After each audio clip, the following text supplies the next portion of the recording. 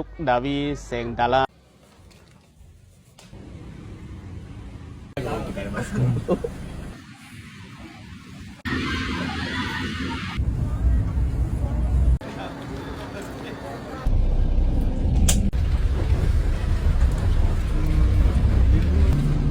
ไปขี่ทางเนี่ย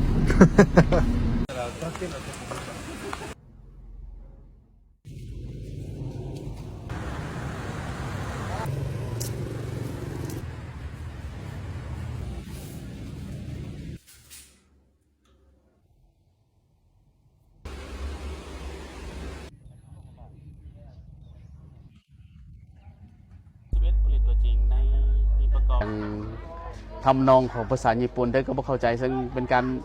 คอยเห็นโดดเด่นพ่อบันไดสำหรับมื้อนี้ที่สุกะสะออกไปหามาบ่ผ่านโซตะ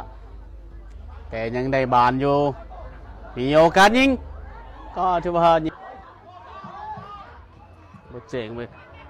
ได้พอดีเด้งบานกลับขึ้น